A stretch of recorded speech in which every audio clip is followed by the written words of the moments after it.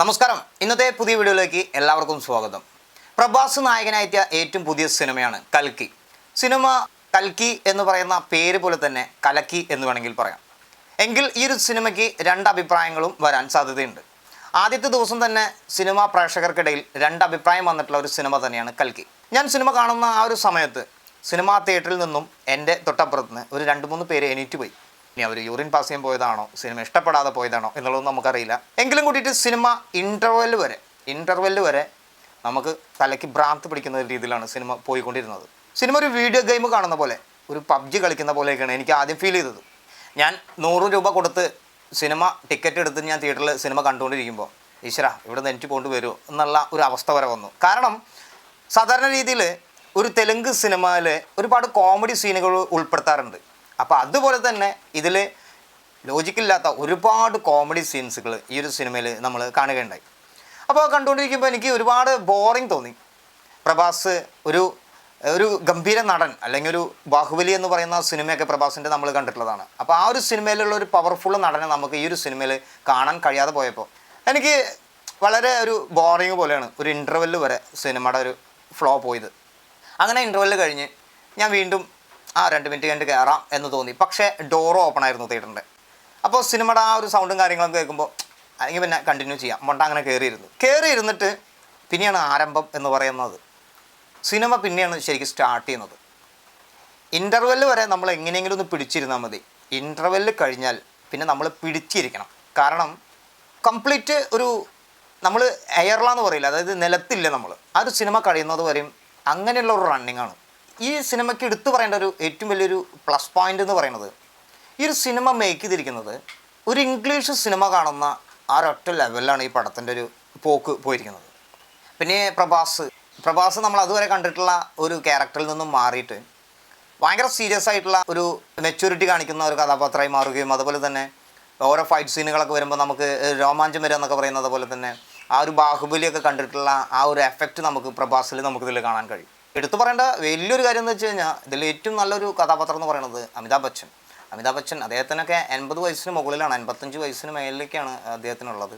പക്ഷേ ഈ ഒരു സിനിമയിലെ പ്രഭാസിനേക്കാളും പവർഫുള്ളായിട്ടുള്ളൊരു ക്യാരക്ടറാണ് അമിതാഭ് ബച്ചൻ കാഴ്ചവെച്ചിരിക്കുന്നത്. ഒപ്പം തന്നെ നായികമാർക്കും ഇതിൽ പ്രാധാന്യങ്ങളുണ്ട്. പിന്നെ സിനിമയുടെ എഡിറ്റിംഗ്, അതുപോലെ തന്നെ മിക്സിങ്, പിന്നെ സൗണ്ട്, ബാക്ക്ഗ്രൗണ്ടൊക്കെ പറയുകയാണെങ്കിൽ ഒരു രക്ഷയില്ലാത്ത ബാക്ക്ഗ്രൗണ്ട് സ്കോർ. സിനിമ 600 കോടി ബഡ്ജറ്റിലാണ് ഈ ഒരു സിനിമ നിർമ്മിച്ചിരിക്കുന്നത്. ആദ്യത്തെ ദിവസം തന്നെ 195 കോടി 5 ലക്ഷം രൂപയാണ് വേൾഡ് വൈഡായിട്ട് ഈ സിനിമ കളക്ട് ചെയ്തിരിക്കുന്നത്. അപ്പോൾ ഒരു 1000 കോടി കളക്ട് ചെയ്യാൻ ഇനി അധികം ദിവസങ്ങൾ വേണ്ട. കാരണം വ്യാഴാഴ്ച സിനിമ പുറത്തിറങ്ങി, ജൂൺ 27 വേൾഡ് വൈഡായിട്ട് റിലീസായിരുന്നു. സിനിമ വെള്ളി, ശനി, ഞായർ ദിവസങ്ങളിൽ വമ്പിച്ച ടിക്കറ്റ് ബുക്കിംഗാണ് കണ്ടുകൊണ്ടിരിക്കുന്നത്.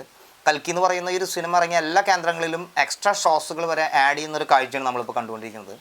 ആ ഒരു സിനിമയ്ക്ക് രണ്ട് അഭിപ്രായങ്ങളുണ്ടെങ്കിൽ കൂടിയിട്ട് ഈ ഒരു സിനിമ വളരെയധികം ഹിറ്റിലേക്കാണ് ഇപ്പോൾ പോയിക്കൊണ്ടിരിക്കുന്നത്. കാരണം ഈ ഒരു സിനിമയെ ആളുകൾ ഉൾക്കൊണ്ട് കഴിഞ്ഞു. ചിലവർ ഈ സിനിമ കാണാതെ ഇറങ്ങി പോയിട്ടുണ്ടെങ്കിൽ അവർക്കിപ്പോൾ അതൊരു നിരാശയായി എന്നുള്ളത് തോന്നാം. കാരണം ഈ ഒരു സിനിമ കണ്ടു കഴിഞ്ഞിട്ട് അവരുടെ ഒരു അഭിപ്രായം മറ്റുള്ളവർ പറയുന്നത് കേട്ടപ്പോൾ എന്താ പടം കൽക്കി എന്നൊക്കെ പറയുന്നത് കേൾക്കുമ്പോൾ ആ പടം തന്നെയല്ലേ ഞാനത് ഇഷ്ടപ്പെടാതെ വന്നതെന്ന് തോന്നും. കാരണം അവരത് ഫുള്ള് കണ്ടിട്ടില്ല. ആ ഒരു സിനിമ മുഴുവൻ കാണുമ്പോഴാണ് ആ ഒരു സിനിമയുടെ ആ ഒരു സെൻസിൽ അതിനെ എടുക്കാൻ കഴിയുള്ളൂ, അതിൻ്റെ ഒരു ലോജിക്ക് നമ്മൾക്ക് മനസ്സിലാവുള്ളൂ. അപ്പോൾ ഒരു പക്ഷേ ഇൻ്റർവെല്ല് വരെ കണ്ടിട്ട് ബോറായി തോന്നിയവർക്ക്, അതായത് എനിക്ക് വരെ അത് അങ്ങനെ തോന്നിയെങ്കിലും കൂടിയിട്ട് സിനിമ അവസാനിക്കും വരെ നമ്മൾ ഇരിക്കുകയാണെങ്കിൽ ആ സിനിമ പൂർണ്ണമായിട്ടും എല്ലാവർക്കും ഇഷ്ടപ്പെടാനുള്ള വലിയൊരു കാരണം തന്നെയാണ് ആ ഒരു സിനിമ. പിന്നെ നമ്മളൊരു സാധാരണ രീതിയിൽ ഇപ്പോൾ ഒരു മലയാള സിനിമ കാണുന്നത് പോലെ, അല്ലെങ്കിൽ നമ്മളൊരു തമിഴ്, തെലുങ്ക് സിനിമ കണ്ട പോലെയല്ല. ഇത് വളരെ വ്യത്യസ്തമായിട്ടുള്ള രീതിയിലാണ്, ഒരു ഇംഗ്ലീഷ് സിനിമ കാണുന്ന ആ ഒരു ഫീലിലാണ് ഈ ഒരു സിനിമേനെ ഒരുക്കി വെച്ചിരിക്കുന്നത്. ഐമാക്സ് എന്നൊക്കെ പറയുന്ന ഒരു സ്ക്രീനിലാണ് ഈ ഒരു സിനിമ കാണണം എന്നുള്ളതാണ് അതിൻ്റെ ഒരു ആഡ് തന്നെ കൊടുത്തിട്ടുണ്ടായിരുന്നത്. പക്ഷേ എനിക്ക് തോന്നുന്നു കേരളത്തിൽ ട്രിവാൻഡ്രത്ത് മാത്രമാണ് ഐമാക്സ് എന്ന് പറഞ്ഞിട്ടുള്ള സിനിമ തിയേറ്റർ ഉള്ളൂ എന്ന് തോന്നുന്നു. അപ്പോൾ നമ്മൾ കണ്ടിട്ടുള്ള സാധാരണ ഒരു 2D അല്ലെങ്കിൽ 2K അല്ലെങ്കിൽ 4K എന്ന് പറയുന്ന സിനിമാ തിയേറ്ററിലാണ് അപ്പോൾ ആ ഒരു സിനിമ കണ്ടത്. അപ്പോൾ അതിൻ്റേതായ ഒരു സൗണ്ടും കാര്യങ്ങളും അതിൻ്റേതായ ഒരു ക്ലാരിറ്റിയിലാണ് നമ്മൾ കണ്ടത്. എനിക്ക് തോന്നുന്നു ഐമാക്സ് എന്ന് പറയുന്ന സിനിമ തിയേറ്ററിൽ കാണുമ്പോൾ അതിൻ്റെ ഒരു പ്രത്യേകത ഈ ഒരു സിനിമയുടെ പിക്ചർ റേഷ്യോൻ്റെ ഒരു വ്യത്യാസമാണെന്നുള്ളതാണ് പറയുന്നത് കേട്ടത്. ഈ നമ്മൾ കാണുന്ന പിക്ചറിനേക്കാൾ കൂടുതൽ ഈ ഒരു സിനിമയിലുണ്ട് എന്നുള്ളതാണ് ഈ മാക്സിലൊക്കെ നമുക്ക് കാണാൻ സാധിക്കുന്നത് എന്നുള്ളതാണ് പറയുന്നത് കേട്ടത്. അപ്പോൾ ഐമാക്സിൽ കണ്ടവരൊക്കെ ആണെങ്കിൽ കമൻറ്റായിട്ട് അറിയിക്കാം. പിന്നെ 3D ആണ്, ചിലവിടെ 3D ആണ്, ചിലവിടെ നോർമലാണ്. അപ്പോൾ നമ്മൾ നോർമലായിട്ടുള്ള സിനിമയാണ് കണ്ടത്. എങ്കിലും കൂടിയിട്ട് ഈ ഒരു സിനിമയുടെ വിഷ്വൽ അത്ര എഫക്റ്റ് ചെയ്തു. നമുക്ക് ഈ സിനിമ കണ്ടു കഴിഞ്ഞിറങ്ങുമ്പോൾ വളരെയധികം ഒരു ഫീൽ ചെയ്തു എന്നുള്ളതാണ്. ആ ഒരു സിനിമ അങ്ങനെ കാണണം. ആ ഒരു രീതിയിലിരുന്ന് കാണുമ്പോഴാണ് ഈ ഒരു സിനിമയ്ക്ക് അതിൻ്റേതായ ഒരു ക്വാളിറ്റി നമുക്ക് മനസ്സിലാവുകയുള്ളൂ. എന്തായാലും പ്രഭാസിൻ്റെ ഒരു ഗംഭീര തിരിച്ചുവരവാണ്. ബാഹുബലി എന്ന് പറയുന്ന സിനിമയ്ക്ക് ശേഷം പ്രഭാസിന് 2-3 സിനിമകൾ വളരെയധികം ഫ്ലോപ്പുകളായിരുന്നു. അത്ര അങ്ങോട്ട് ഉൾക്കൊള്ളാൻ കഴിഞ്ഞിട്ടില്ല. അപ്പോൾ അദ്ദേഹത്തിൻ്റെ ഫാൻസ് പവറൊന്നും ഇങ്ങോട്ടും പോയിട്ടില്ല. എങ്കിലും കൂടിയിട്ട് ഇപ്പോൾ ഈ ഒരു സിനിമ ഇറങ്ങിയപ്പോൾ, കൽക്കി എന്ന് പറയുന്ന ഒരു സിനിമ ഇറങ്ങിയപ്പോൾ അതിഗംഭീരമായിട്ട് പ്രഭാസ് അടിപൊളിയായിട്ട് ചെയ്തിട്ടുണ്ട്. ഒപ്പം തന്നെ എടുത്തു പറയേണ്ട ഒരു ക്യാരക്ടർ ദുൽഖർ സൽമാൻ ഇതിൽ വരുന്നുണ്ട്. അപ്പോൾ ദുൽഖർ സൽമാൻ എന്ന് പറയുമ്പോൾ ആ ഒരു ചെറിയൊരു 5 മിനിറ്റിൻ്റെ ഒരു സീനമറ്റേ ഉള്ളൂ. പക്ഷെ അത് വളരെ ഗംഭീരമായിട്ട് ചെയ്തിട്ടുണ്ട്. ബോറടിപ്പിക്കാതെ തന്നെ അത് അടിപൊളിയായിട്ട് മേക്കപ്പ് ചെയ്ത് പോയിട്ടുണ്ട്. കമൽഹാസൻ എടുത്തു പറയേണ്ട വലിയൊരു കാര്യം, കമൽഹാസൻ അതിഗംഭീരമായിട്ട് ചെയ്തിട്ടുണ്ട്. അദ്ദേഹമാണ് ഈ ഒരു സിനിമയുടെ സെക്കൻഡ് പാർട്ടിലേക്കൊക്കെ ഒരു നമ്മളെ പിടിച്ച് നിർത്തുന്ന ഒരു കണ്ടൻറ്റ് പറഞ്ഞു തരുന്നത്. കമൽഹാസനൊക്കെ വളരെ ഒരു ഇതുവരെ ചെയ്യാത്ത, ദശാവതാരം എന്ന് പറയുന്ന സിനിമയിൽ വരെ അദ്ദേഹം ചെയ്യാത്ത ഒരു ക്യാരക്ടറിൻ്റെ ആ ഒരു സംഭവമാണ് അതിൽ കാണിച്ചു വെച്ചേക്കുന്നത്. കാരണം മേക്കപ്പാണെന്നുള്ളത് തോന്നാതെ എന്തോ എത്ര ഒറിജിനാലിറ്റി ആയിട്ട് നമുക്കിതിൽ ഓരോ സീനുകളും നമുക്ക് കാണാൻ സാധിക്കുന്നത് എന്നുള്ളതാണ്. അതിൻ്റെ വിഷ്വൽ പവർ വേറെ തന്നെയാണ്. ഇനിയിപ്പോൾ കമൽഹാസൻ്റെ ഇന്ത്യൻ 2 സിനിമ വരാൻ പോകണം. ഒപ്പം തന്നെ ഈ ഒരു സിനിമ കൂടി വന്നപ്പോൾ വിക്രമിന് ശേഷം വീണ്ടും കമൽഹാസൻ നമുക്ക് ഇടയിൽ ഒരു ഉലക നായകൻ തന്നെയായിട്ട് മാറിയിരിക്കുകയാണ്. സകലകല വല്ലഭൻ എന്ന് പറയുന്നത് വെറുതെ അല്ല എന്നുള്ളത് നമുക്ക് ഇങ്ങനത്തെ ഒരു സിനിമ കാണുമ്പോൾ മനസ്സിലാവും. ശരിക്കും ഇവരുടെയൊക്കെ ആർട്ടിസ്റ്റുകളെ നമുക്ക് പുറത്ത് കൊണ്ടുവരാൻ ഇതേപോലെയുള്ള സംവിധായകന്മാർ വരണം.